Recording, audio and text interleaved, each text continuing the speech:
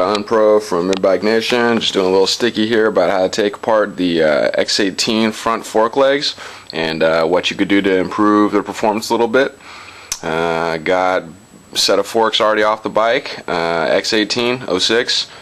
Got a 6mm Allen and an 11/16 wrench, or whatever the equivalent is in metric, and a beer. So I got everything to take apart this. Let's get started here. Okay, so I got the first fork leg. I've already taken it apart and drained this, so it has no fluid in it currently. But I'll show you how to take it apart and put it back together. First, you take the wrench, take off the end cap. Watch out, there's a spring in there. It's going to want to decompress when you take that cap off. You pull the spring out. It's going to be covered in fluid usually, so you want to put that down on a rag. Then you have the fork leg. Yeah, this version is not necessary to remove the dust seals, and I don't know where you could find a replacement for those, so it'd probably be in your best interest not to remove the dust seals. Now, I know a lot of people had a problem with getting this bolt out and keeping this guy inside the rod to not spin. I kind of racked my brain about trying to figure out how you guys could find an easy fix, so went around the house and found some household stuff and found a rod, basically just steel rod, long enough to fit inside the shock all the way down to the bottom. And I found a piece of rubber from, say, vacuum hose, fuel hose, whatever you got. Small piece of rubber, and I don't know if this will work for you guys, but it's probably one of the better bets if you don't have an impact and the access to a shock compressor to be able to break this free with the impact. So take the small piece of rubber, slide it inside. Put the rod down there, push down on the rubber so that it's stuck in between the metal and the other piece. Then what I want to do is push it down as hard as I can, put this and this in, break free the nut while holding this shaft still. You turn this one, right? And the nut will come out. Mind you, before you do this, you want to drain all the fluids out of here, because when it's turned over like this, it's going to be drained all over your bench. When you pull the bolt out the bottom, it's going to drain some more, so you're going to have a couple different areas to worry about. So you want to drain as much as possible beforehand doing this. So now I got that bottom bolt out, the whole assembly just pulls right out the bottom. Now we have the tube, we have the actual steel shaft, a little rubber piece just fell out. You slide this out, and you have the damping rod and the limiter spring. These are in technical terms, I apologize. But pull this all apart, and I don't know if you guys can see this. But this pipe, or this damping rod, I fixed up, and this is the stock one. So let's try to take a look at it real quick. You see the hole right there? It's not chamfered. The edges are all at about a 90 degree. If you look down the center, there's actually a burr on the inside of there, and the actual inside diameter of the damping rod is not solid all the way through. It changes diameters halfway through. So they just did a real crappy job of machining these things out. If you look here too, right there, those are the two rebound holes. One is smaller than the other, and neither of them are chamfered.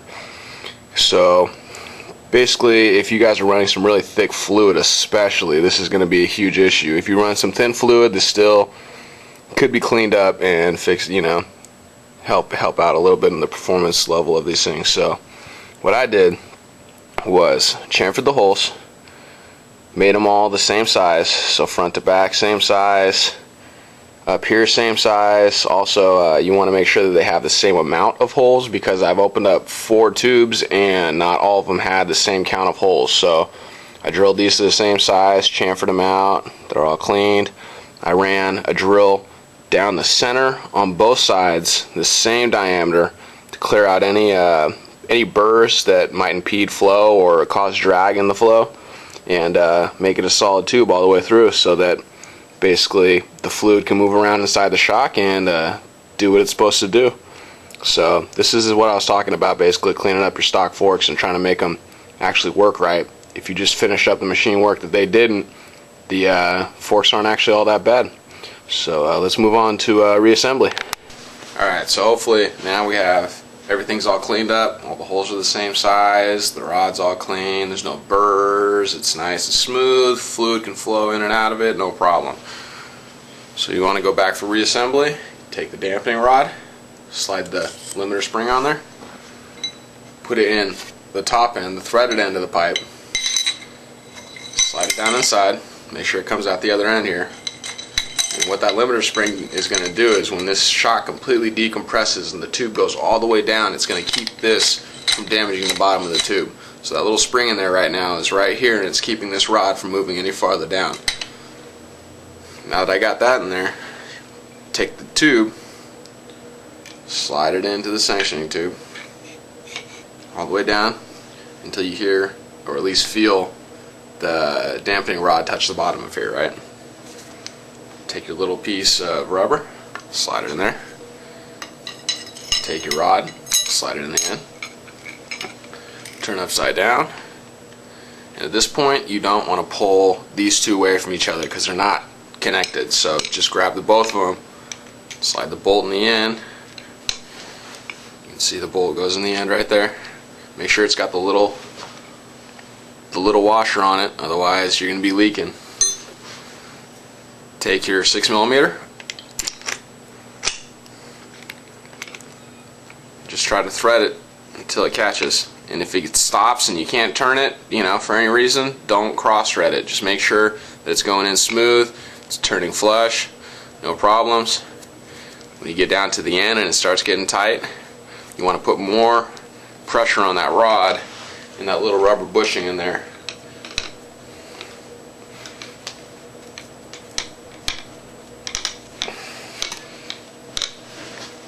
Now put all your weight on it and you can turn it, lock it in place. You don't want to over tighten it. It doesn't need to be super tight, just tight enough it's going to hold and not leak. Pull the rod out the other end. Make sure you remove the rubber part, your spring, the spring in, and then when you go to fill them with fluid, since there's no real specification here, we don't have, you know, a factory fluid level here.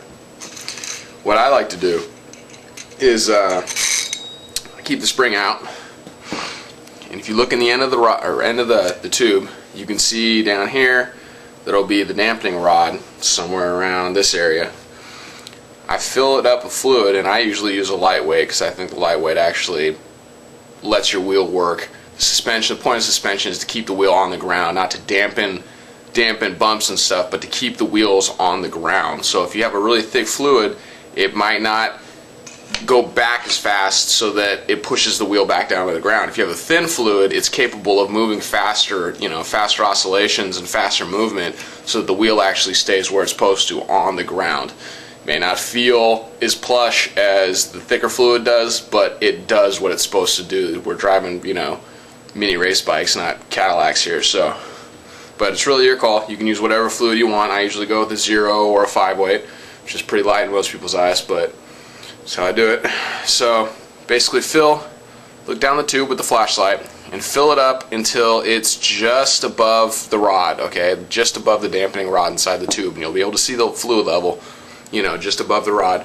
And then what you're going to do is press it down a couple times to make sure that that rod fills up with fluid. And all the bubbles will come out the end of the tube. If you're looking down inside of it with a flashlight, you'll see bubbles leaving the dampening rod and the fluid level lowering. And when you get it fully pumped out and there's no more bubbles coming out and the fluid level's pretty much where it's supposed to be, you want to add a little more fluid with the fluid, you know, with the shock extended. Add a little more fluid and get it up probably maybe an inch, maybe 2 inches above the shock, or the dampening rod top. And I think that's probably a pretty respectable level.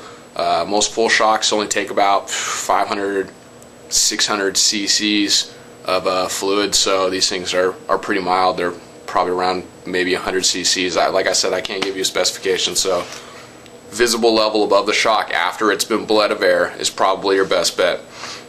Take the spring, back down the end, take your cap and your wrench, cap and the wrench, put it on the end, press it into the floor, and spin the rod so that it threads in and tightens.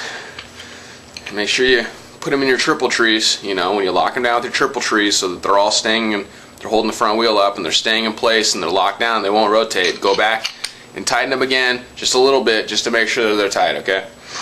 And I think that's about it. It's everything you need to know about this shock right here.